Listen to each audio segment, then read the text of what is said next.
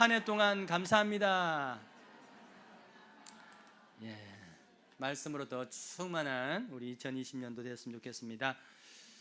이제 일어나 그 땅으로 가라 라는 제목으로 말씀을 함께 보겠습니다. 2020년도 우리가 이 주제를 가지고 함께 기도하며 마음을 모으려고 하는데요.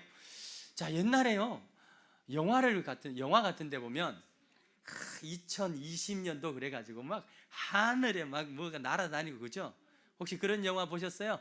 영화를 보면 2020년도 해가지고 막 로봇가 막 이렇게 막 걸어 다니고 하늘에 차들이 막 날아다니고 그런 영화가 있었는데, 아직까지 2020년도가 되었는데도 그것이 실현이 이 상용화가 안 됐네요.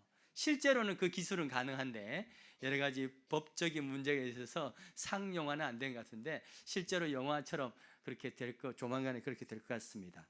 자, 그건 그렇다 치고 우리 교회로서는 2020년도에 아주 아기다리고 고기다리던 옛날인데 그런 일들이 일어날 텐데, 그것을 준비하면서 우리가 어떤 마음의 준비를 해야 되는지 이번 내년 들어가는 동안에, 그 기다리는 동안에, 준비하는 동안에 이 메시지를 가지고 함께 나누길 원합니다.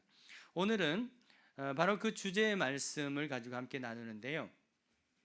이스라엘 백성들이 바로 우리가 처한 상황과 비슷한 상황에 처해 있습니다. 민수기 35장 1절에 보면 이스라엘 백성들이 지금 요단강을 사이에 두고, 앞에 두고 가나안 땅과 그 사이에 두고 이제 모압 평지에 머물러 있는 것을 보게 됩니다. 이스라엘 백성들이 출애굽을 해서 이곳에까지 도착하는데 몇 년이 걸렸습니까? 40년이 걸렸습니다. 40년이 걸렸는데 이 40년 동안 오는 과정에서 이사를 몇 번 했을까요? 그러니까 짐을 쌌다가 뿌렸다가 쌌다가 풀었다가를 몇 번 했을까요? 42번 했습니다. 42번. 그게 어디 있냐면 민수기 33장에 보면 이스라엘 백성들이 진영들의 숫자가 쫙 나오는데요. 그래서 여기서 옮겨간 어떤 머물렀던 곳을 말합니다. 그걸 다 헤아려 보니까 42군데였어요. 42군데. 여러분, 42군데면 40년에 42군데면 1년에 거의 한 번씩 이사를 했다. 여러분들 지금까지 살아오시면서 얼마나 많이 이사를 하셨나요? 주로 이사를 많이 하신 직종들이 있는 것 같습니다. 군인들, 그죠? 군인들은 뭐 수시로 이사를 하시는 것 같아요. 또 한 직종이 있는데 누굴까요? 목사님들 이사 많이 합니다. 특히 이제 목회자 자녀들 같은 경우는, 목회자 자녀가 목사가 된 경우는 엄청나게 많이 하죠. 저도 한번 대충 헤아려 보니까 지금까지 오면서 같은 교회 안에서도 이제 사택의 상황에 따라서 또 이사를 할 수 있잖아요. 보니까 한 15, 6번 되는 것 같아요. 나름 많이 했죠. 이제 우리 인생 가운데서 이런 이사들을 하는데 이스라엘 백성들은 42번 했습니다. 그런데 언제 이사를 합니까? 구름 기둥이 서면 서고 또 가자 그래 뜨면 뜨는 그러한 삶을 40년 동안 살았습니다. 그러니까 이 광야의 삶은 이스라엘 백성들에게 있어서 철저하게 자기 스케줄은 없습니다. 오직 누구의 스케줄? 하나님의 그 스케줄을 따르는 그러한 삶을 살았던 것이 바로 광야 40년이죠. 자, 그리고 신명기에 보면 이 신명기서는 이 모세는 뭐냐면 이스라엘 백성들이 가나안 땅에 들어가기 전에 이 3번의 설교가 있습니다. 그것이 신명기 전체의 구성이거든요. 이 3번의 설교가 있는데, 첫 번째는 지난 40년 동안 하나님께서 어떻게 인도하셨는가 라고 하는 것을 회고하는 어떤 주제를 가지고 설교를 하고, 두 번째는 또한 거기 가서 어떻게 너희들이 살아갈 것인가, 또 어떻게 너희들이 이런 규례를 가지고 지켜야 된다, 또 예배는 어떻게 할 것인가 라고 하는 그 매뉴얼들을 쫙 해주는 것이 바로 신명기입니다.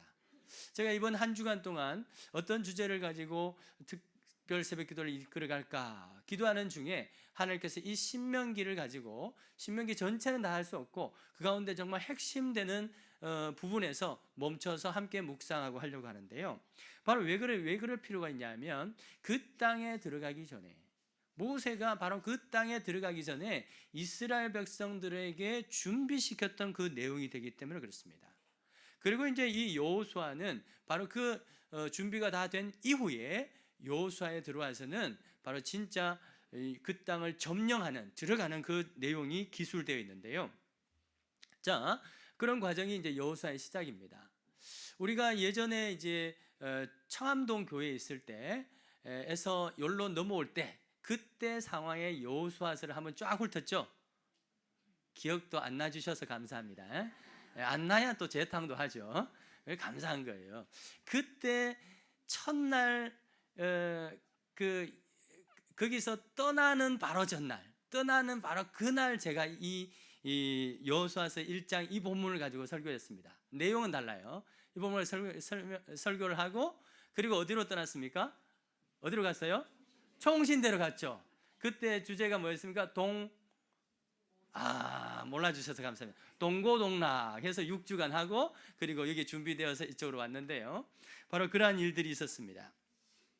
자, 우리 교회는 그러면 지금까지 이제 몇 번 이사를 했습니까? 청암동으로 한 번, 그리고 총신으로 한 번, 그리고 그런 상황에서 농협에 한 번, 그리고 여기 한 번, 그리고 이제 가면 5번, 42번 아닌 게 감사하죠? 예, 그게 감사한 거예요. 40년 안 걸린 게 감사하죠? 그것도 감사한 것입니다.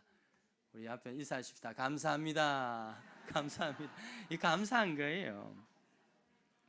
여러분, 이스라엘 백성들은 하나님께서 지금 오맹물방 기다리고 있습니다. 그 땅으로 들어가라 라고 하는 언제 타이밍, 이제 모압 평지에서 딱 앉아서 넘실거리는 그 모압 그 요단강을 바라보면서 언제 들어가라고 하실까라고 하는 그 명령만 기다리고 있는데요. 어쩌면 이스라엘 백성들은 그 넘실거리는 요단강물을 보면서 지금은 아니겠구나라고 예상을 하고 있었던 것 같습니다.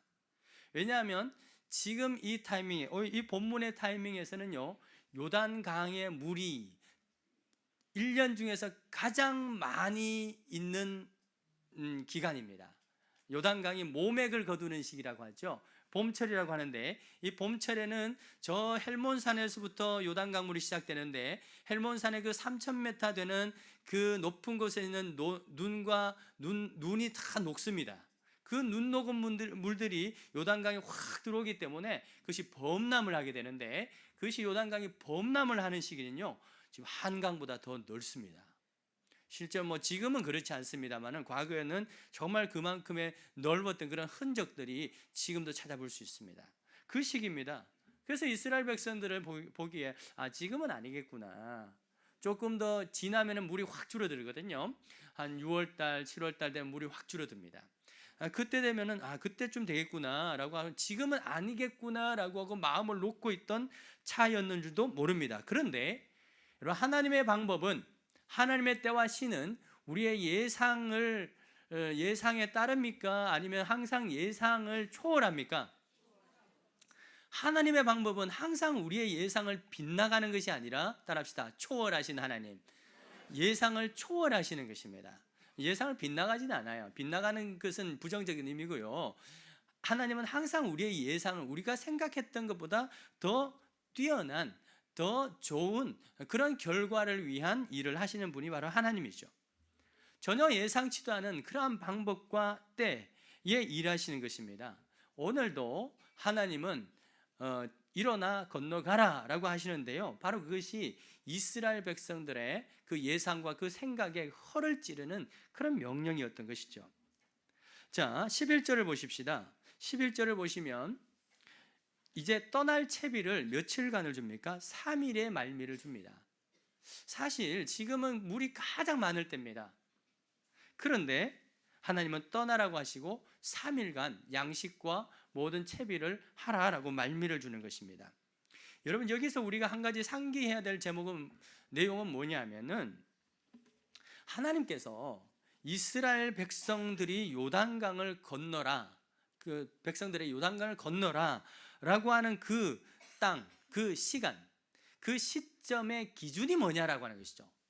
하나님이 선정하신 그 기준이 뭐냐라고 하는 것이 우리가 굉장히 중요하다고 하는 것입니다. 하나님은 요단 강물이 많으냐 적으냐가 기준입니까? 그렇지 않습니다. 왜냐하면 그 전에 뭘 갈랐습니까? 홍해를 갈르신 분입니다. 그래서 지금 현재 앞에 요단 강물이 많으냐 적으냐는 하나님 앞에는 하나님의 그 타이밍의 기준을 잡는 데는요 전혀 영향을 미치지 못합니다. 왜냐하면 하나님은 충분히 그 물을 끊으실 수 있는 창조주 하나님이기 때문에 그렇습니다. 그렇죠? 자, 그렇다면 하나님의 관심은 무엇이었습니까? 하나님의 그 땅으로 가라 명령하시는 그 타이밍을 잡는 그 기준은 무엇이었냐? 오늘 본문에 나옵니다. 무엇이었습니까? 모세가 죽은 후에, 모세가 죽었으니, 1절에도 보면 모세가 죽은 후에, 2절에도 보면 내 종 모세가 죽었으니 이제 너는 건너가라. 하나님의 기준은 뭐냐면 모세가 죽는 것이었습니다. 그렇다고 해서 하나님이 모세의 그 생명을 임의로 너 안 되겠다, 바빠서 안 되겠다, 죽어 해서 끊을 수 있습니까? 그렇지 않습니다. 왜 그렇습니까? 모세는 요단강이 아니기 때문에 그렇죠. 모세는 하나님의 충실한 종입니다. 그리고 그 누구보다도, 성경에 나오는 그 누구보다도 하나님과 친했던 분, 요즘 뭐 하나님과 친하다고 하시는 분이 있는데 정말 진심으로 하나님하고 친했던 분이 누구냐? 바로 모세였습니다. 그래서 모세는요 하나님의 얼굴을 유일하게 본 성경의 인물이죠. 그리고 그와 대면하여서 이야기하는 것이 마치 친구처럼 이야기했다라고 성경에 실제로 그렇게 기록을 하고 있는 것입니다. 출애굽기 33장 11절에 그렇게 기록을 하고 있죠. 하지만 아무리 친구 사이지만, 그죠? 하나님과 모세가 아무리 친구 사이지만 공은 공이고 사는 사죠. 그래서 모세는 하나님이 일찍이 그로 하여금 너 가나안 땅에 들어갈 수 없다라고 이미 민수기 20장에서 말씀하셨어요. 그래서 뭡니까? 모세는 가나안 땅에 들어가면 안 되니까 모세는 어디요? 이 모압 땅에서 죽어야 되는 거예요. 그래서 하나님은 모세가 죽기까지, 자연스럽게 죽기까지 기다렸던 것입니다. 여러분, 모세가 죽었다는 사실은 무엇을 의미합니까? 이건 단순히 한 개인의 죽음이 아니라 이 죽음은 출애굽 1세대가 모두 끊어졌다라고 하는 것을 의미하는 것입니다. 그래서 하나님은 바로 그 날을 요단강을 건너가는 D-Day로 잡은 것이죠. 자, 출애굽 1세대는 왜 들어가면 안 됩니까? 그들은 불순종의 세대였기 때문에 그렇습니다. 40년 동안 여러분 성경 1독도 하시고 2독도 하시고 14독도 하셨는데, 자, 40년 동안 광야 생활하면서 이스라엘 백성들이 하나님을 한 번이라도 기쁘게 한 적이 있나요? 40년 동안 한 번도 없던 것 같습니다. 계속 원망과 불평을 늘어놓고 모세를 대적하고 하나님의 말씀을 대적하고 앞에서만 뭐 하는 척 했어도요 뒤에서는 또 우상숭배하고 또 하면 뭡니까? 맛없다 그러고 하나님 이것밖에 안 주냐 그러고 우리 애굽으로 다시 돌아갈래 그러고 종살이 하던 것 자유민으로 해놨더니 다시 애굽으로 돌아가겠다고. 거기 가면 뭐 맛있는 것도 있고 여자도 있고 뭐 마늘, 파, 이런 것도 기력을 주는 그런 것들도 있고, 이 광야에서 이게 뭐냐? 늘 불평하고 물 없다고 불평, 먹을 것도 없다고 불평, 왜 이렇게 돌아가냐고 불평, 덥다고 불평, 이 불평불만한 것이 40년이었습니다.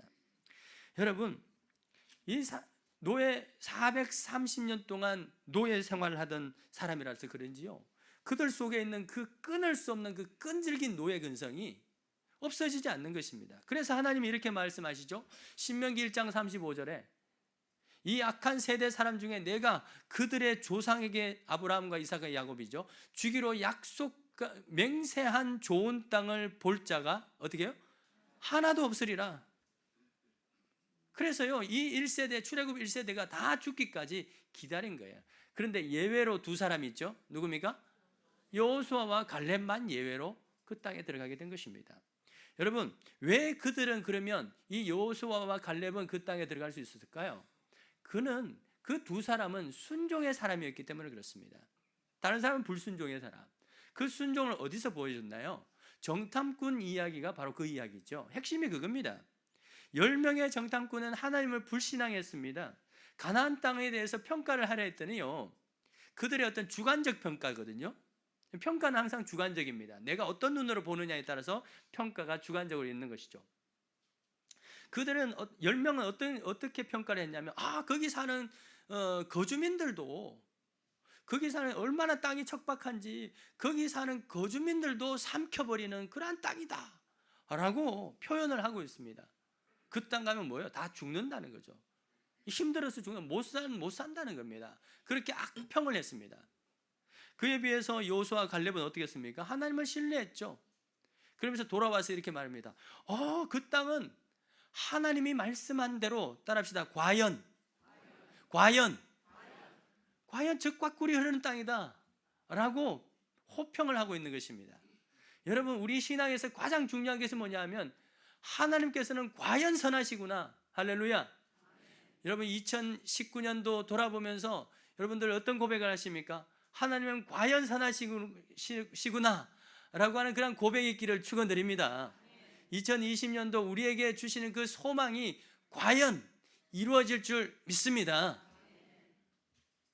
여러분, 이 순종이 있었기 때문에 그렇습니다. 바로 이 사건 때문에 하나님이 이스라엘 백성들이 40년 동안 광야에 머물면서 그곳에서 출애굽 1세대들은 죽게 된 것이고, 그 죽기까지 기다린 것입니다. 또 모세가 가나안 땅에 들어가지 못한 것도 결국은 불순종이었다는 것을 우리는 알고 있죠.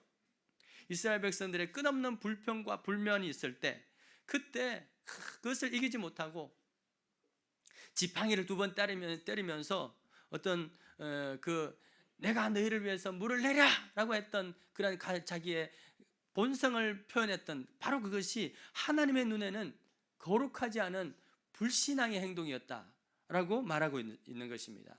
민수기 20장 12절이 바로 그 말씀이죠. 모세와 아론에게 이릅니다. 너희가 나를 믿지 아니하고 뭐하지 아니하고요? 믿지 아니하고, 그것이 바로 불신앙이었다는 것입니다. 거룩함을 나타내지 못하였기 때문에 들어가지 못한다라고 말씀하신 것이죠. 바로 그 공적인 선포가 있었기 때문에 사적으로야 친구였지만 모세는 그 땅에 들어갈 수가 없었던 것입니다. 그래서 그 모세의 죽음, 1세대의 그 죽음을 기다리는, 그것이 바로 이스라엘 백성들이 가나안 땅으로 들어가는 D-Day가 될 수 있었던 것이죠. 여러분, 우리의 믿음의 고백은요, 입으로 하는 것이 아니라, 따라합시다. 순종의 행동으로 하는 것이 바로 믿음의 고백이, 진짜 고백입니다. 예수님도 말했죠. 나더러 주여 주여 하는 자마다 천국에 들어갈 것이 아니라 아버지의 뜻대로 행하는 자라야 한다 라고 하는 것이죠.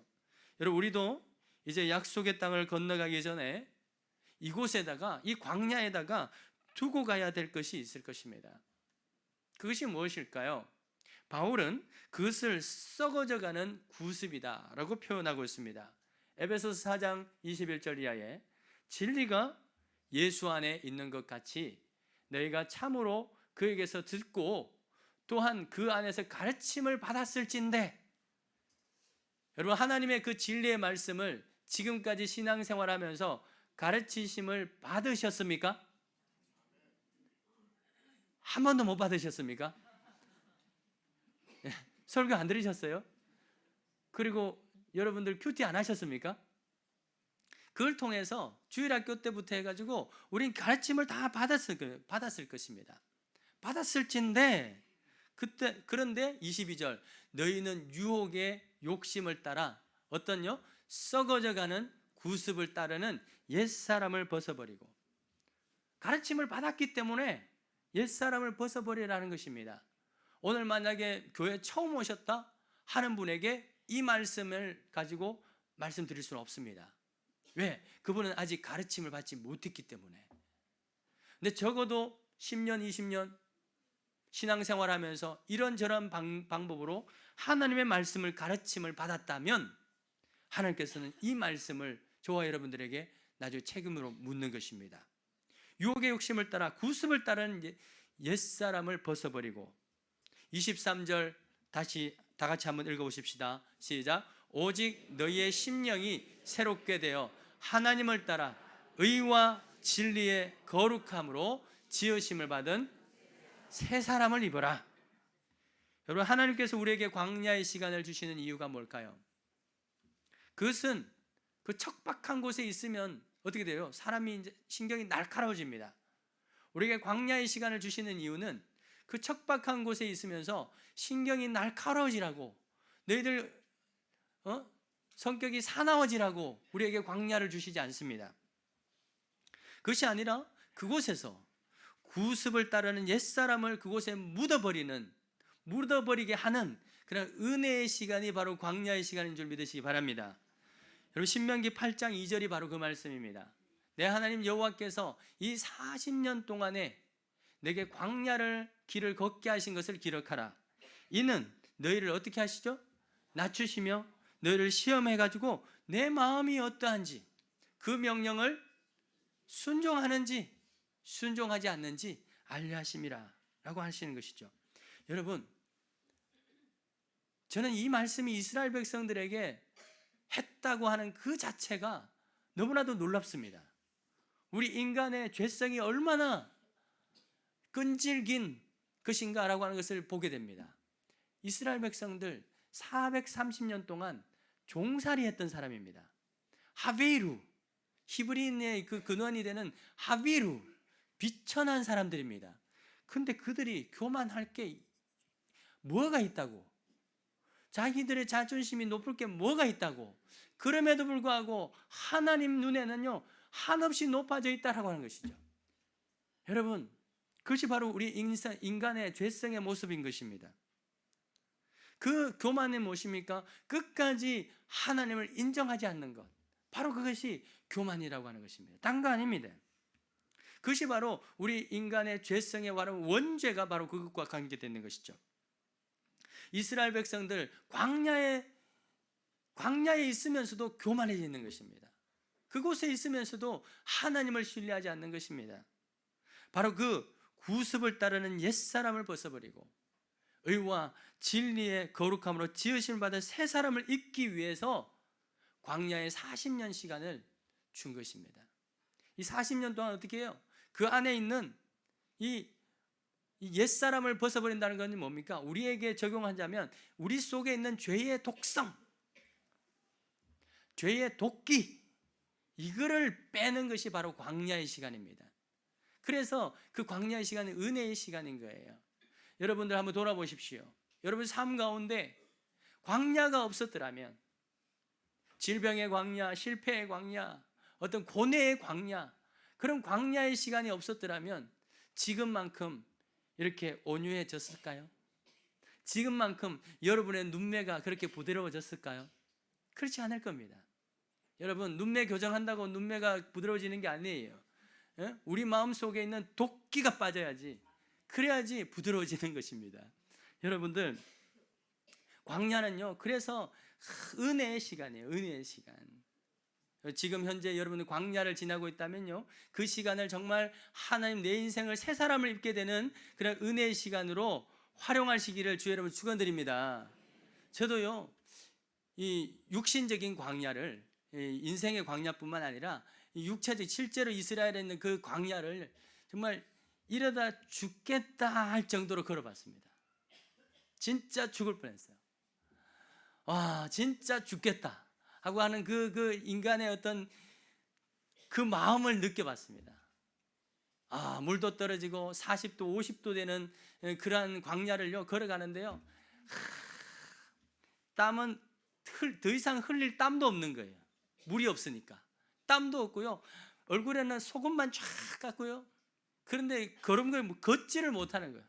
거의 막 엉금엉금 해가지고 겨우 이제 예루살렘부터 여리고까지 그렇게 걸어갔는데요, 정말 힘들었습니다. 진짜 죽을 뻔했습니다. 우리 가족들 못 볼 뻔했어요. 그때 가족들은 먼저 이제 한국에 와 있었는데 혼자 있었습니다. 와, 진짜 그때 죽었으면 제가 여기 없었죠. 그런데요, 그렇게 피곤한 날, 그 다음 날 이제 겨우 여리고에 도착해가지고 물을 마시고 이제 집으로 돌아왔죠. 그 다음 날 아침에 피곤했을까요? 벌떡 일어났을까요? 벌떡 일어났어요. 왜 그런 줄 아세요? 하나도 안 피곤한 거예요. 왜냐하면 그 광야를 걸어가면서요, 몸속에 있는 그 독성들이 싹 다 빠진 거예요. 그래서 얼마나 개운했는지 몰라요. 몸이 찌뿌둥하신 분들 저하고 한번 가시죠. 좋아요. 몸에 질병 있는 분들, 저 그러면서 몸에 질병이 있는 분들은 여기 와서 광야를 한번 걸으면 한 일주일만 걸으면 싹 낫겠다라고 하는 그런 마음에 한번 생각이 들었습니다. 여러분, 우리의 영성도 마찬가지입니다. 우리의 마음도 마찬가지예요. 광야의 시간이 다 있습니다. 다 필요한 거예요. 그 없는 분들은 일부라도 만들어야 돼요. 그래서 젊어서는 뭐도 한다? 사서 고생도 한다. 그게 필요한 것입니다. 그래서 광야가 있어야 우리의 인성들이 또한 개발되고 그것이 더 다듬어지는 것이죠. 여러분, 바울 보십시오. 회심했습니다. 회심해가지고 그 열정 가지고 막 사역하다가 오히려 그 사도들의 그 사역에 방해를 줬습니다. 그래서 그는 어디에 갑니까? 3년 동안 아라비아 광야로 가게 됩니다. 아라비아 광야에서 3년 동안 있다가 그리고 나서 다시 돌아와서 베드로를 만나러 예루살렘을 가게 되는데요. 그것이 갈라디아서 1장에 나옵니다. 그 광야에서 뭐 했겠습니까? 그 이글거리는 그 눈빛, 바울에게 있는 그 도끼, 회심은 했습니다마는 여전히 변화되지 않는 그 인성, 그것을 가지고는 주의 일을 할 수 없거든요. 그래서 광야로 내모는 것입니다. 3년 동안. 그리고 나서 그 모든 도끼를 빼내고 나서 그를 하나님의 복음의 종으로 사용되고, 그러자 수많은 비난과 비아냥과 있어도 묵묵하게 예수님처럼 달려갔던 그런 모습들을 보지 않습니까? 자기 속에 있는 모든 자랑하던 것들을 다 배설물로 여기는 거, 그 배설물이 뭡니까? 독이죠, 독. 그 독이 광야에서, 그 광야의 시간을 통해서 다 빠져나간 거예요. 자랑하고 교만하고 싶었던 것들 다 빠져나간 것입니다. 그래서 나는 무익한 종이다 라고 고백할 수 있었던 것이죠. 광야의 시간이 없었으면 그럴 수가 없는 것입니다. 사랑하는 여러분, 그렇기 때문에 광야는 결코 헛된 시간이 아닌 것입니다. 가장 소중한 시간이 광야인 것이에요. 이 시간에 끊어야 될 것을 끊어버리고 버릴 것 버리지 않으면 새로운 사명의 길을 갈 수 없다라고 하는 것입니다. 이게 굉장히 중요한 것이죠. 그런 점에서 적어도 우리 교회는 지난 11년 동안 아주 소중하고 정말 중요한 황금 같은 시간을 보냈다라고 하는 것을 믿으시기 바랍니다. 이 광야의 시간은 굉장히 소중한 시간입니다. 이제 우리가 그 땅으로 건너갈 시간이 딱 8개월 예상하고 있습니다. 그런데요, 여러분, 예상은 어디까지나 뭐죠? 예상이다. 우리가 처음 나올 때 몇 년 예상하셨나요? 3년 6개월 정도 예상을 하실 거라고 보는데, 그런데 11년이 되었습니다. 내일 일은 아무도 모른다. 야고보서 4장 13절에 어떤 사람이 이렇게 말합니다. 돈 많이 벌고 1년 후에는 이만큼 돈 벌겠지 라고 하는 사람들아. 14절 다 같이 읽어보십시다. 시작. 내일 일을 너희가 알지 못하는도다 라고 말합니다. 1년 후에 일어날 일을 예상하고 8개월 후에 일어날 일을 예상하고 기대하고 준비하는 것 좋은 것입니다. 하지만 우리는 당장 내일 일도 알지 못하는 그런 연약한 존재인 것을 또한 기억해야 되는 것이죠. 우리의 미래를 주관하신 분은 오직 누구십니까? 하나님 아버지, 하나님 뿐이십니다. 그런데 우리를 향한 하나님의 생각은 재앙입니까? 평안이고 희망입니까? 하나님이 우리를 향한 생각은 저는 어떻게 하면 재앙을 줄까? 라고 하는 생각일까요? 어떻게 하면 평안을 주고 위로를 주고 희망을 주고 이런 생각을 할까요? 여러분들이 여러분 자녀를 향한 생각이 저는 어떻게 하면 골려줄까? 고통받게 할까? 이런 생각일까요? 아니면 얘를 어떻게 하면 희망을 주고 꿈을 주고 소망을 줄 수 있을까? 이런 생각을 할까요? 여러분, 하나님은 우리를 향한 생각은 언제나 평안이요 위로요 희망뿐인 것을 믿으시기 바랍니다. 하나님 우리에게 재앙을 생각지도 않는 분이에요. 이 예레미야를 통해서 하신 이 약속의 말씀, 이 약속의 말씀이 바로 저와 여러분을 향한 말씀인 것입니다. 자, 그렇다면 하나님은 우리에게 희망과 미래를 주시는데 언제? 바로 그 말씀이 이제 일어나 그 땅으로 가라라고 말씀하시는데요. 그렇다면 하나님이 언제, 어떤 타이밍에 자 이제 가도 된다 라고 말씀하실까요? 그 타이밍은 우리 안에 있는 모세가 죽은 이유입니다. 우리 안에 여전히 살아있는 출애굽 1세대, 그 출애굽 1세대 구습을 따르는 그 불순종의 사람, 옛사람이라고 하죠. 썩을 구습을 따르는 그러한 옛사람이라고 합니다. 그 옛사람이 죽어야 그 땅으로 건너가도록 주님이 허락하시고 넘실 앞에 가로막고 있는 그 요단강도 열어주신 줄 믿으시기 바랍니다. 여러분, 그러면 우리는 하나님께서 허락하신 이 남아있는 이 시간 동안 철저히 우리 속에 있는 그 불순종의 사람을 이 광야에다가 묻어버려야 되는 것입니다. 어떻게 묻으면 될까요? 기도함으로써 하나님 앞에 회개하고 내 속에 있는 도끼를 여기다가 다 쏟아 넣어야 되는 것입니다. 마치 민수기 11장 34절에 기브롯 핫다와, 그게 뭡니까? 탐욕의 무덤. 사람들이 애굽을 그리워하고 맛없는 하나님 앞에 원망하는 그들이 뭐예요? 다 죽게 하셨죠. 그게 뭡니까? 탐욕의 무덤. 우리 속에 정말 바로 이 광야의 현장, 이곳이 남은 8개월 동안 이곳이 탐욕의 공동묘지, 우리 속에 있는 그 거짓 자아들, 또 불순종의 자아를 죽이고 묻고 가는 그러한 탐욕의 무덤이 될 수 있기를 축원드립니다.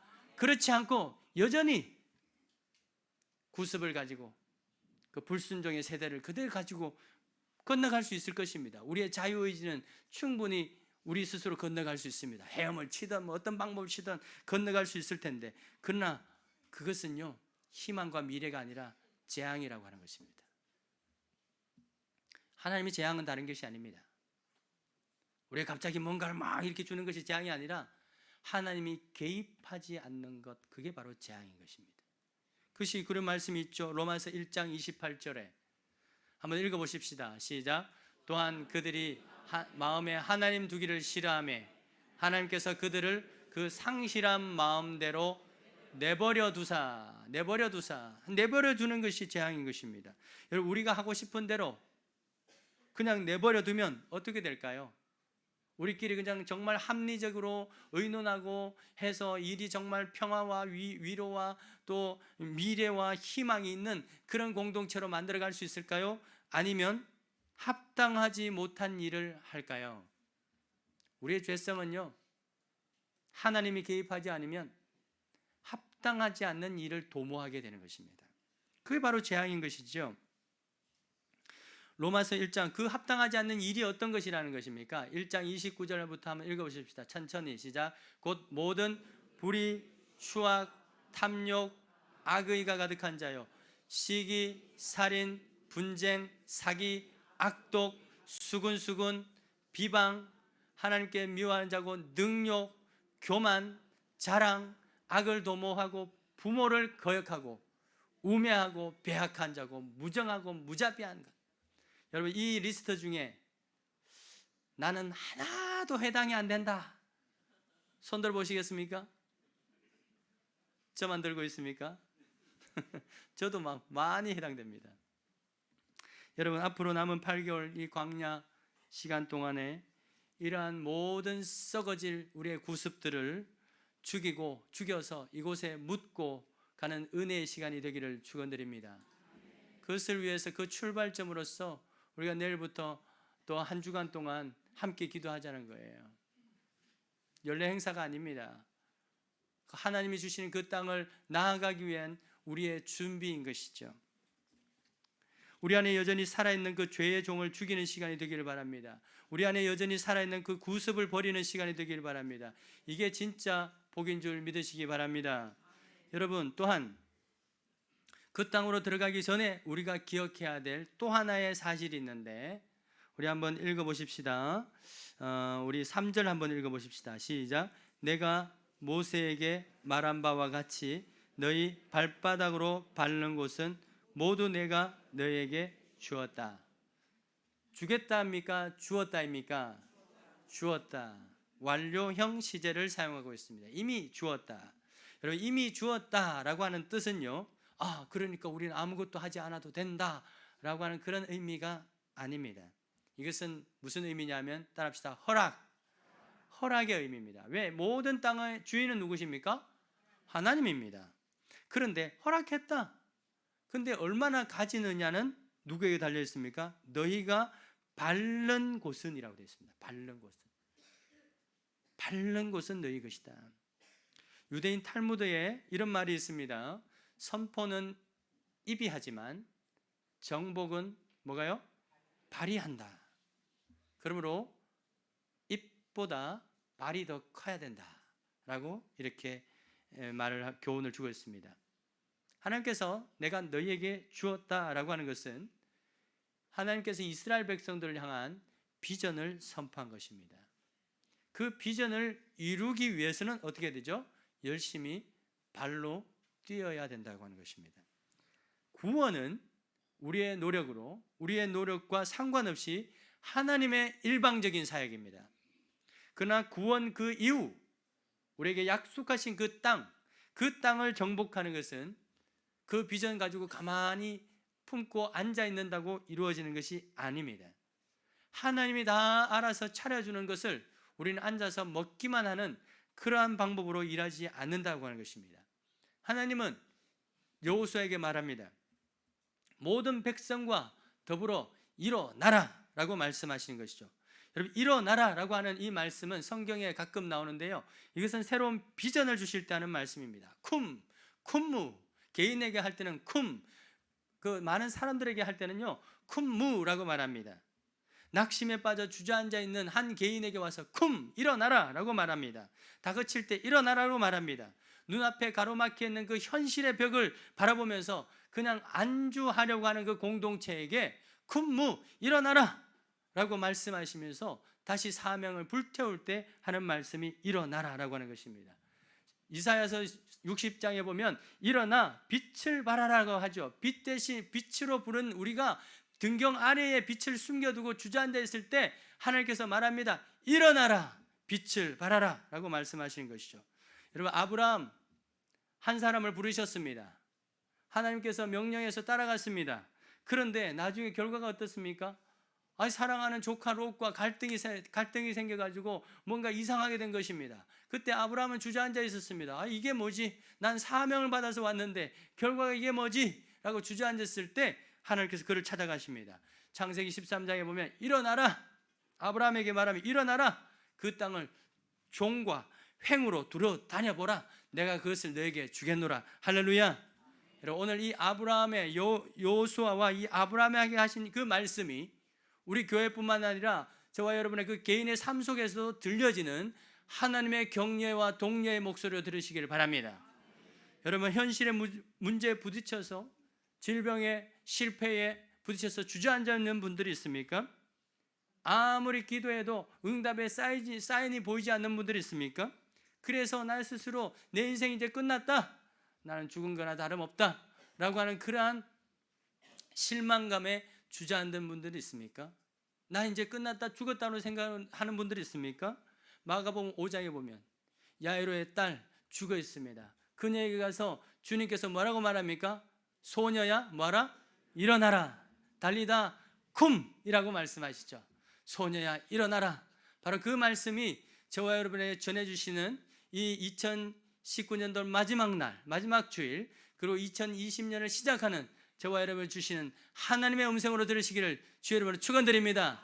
우리 교회를 향한 말씀으로 들으시기를 주 여러분 축원드립니다. 우리 그 주님의 마음을 가지고 이렇게 한번 외쳐보십시다. 신용산 교회여 일어나라. 신용산 교회여 일어나라. 여러분, 많은 사람들이 이렇게 말합니다. 우리 교회를 향해서 저력이 있는 교회다. 그렇습니다. 6년 동안 벌어보니까 정말 저력이 있습니다.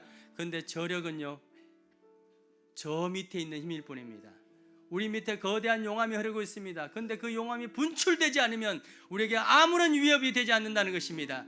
여러분, 저력이 그냥 저력을 있으면 저력이라고 하는데요, 그 저력이 뭐냐면은 아무 쓸데없는 그러한 사람을 말할 때 상수리 젖자하고 또 뭡니까? 가죽나무 젖자하고 상수리나무 력자를 쓰고 있는 그 저력이 또 있어요. 여러분, 복음의 능력 가지고 분출될 수 있기를 축원드립니다.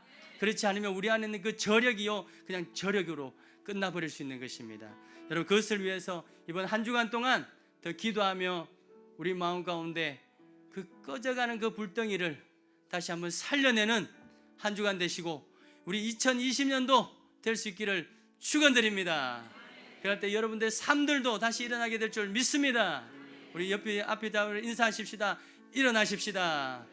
내가 당신의 새벽을 깨우겠습니다. 내가 당신의 열정을 다시 깨우겠습니다. 우리 함께 찬양하고 기도했으면 좋겠습니다. 주님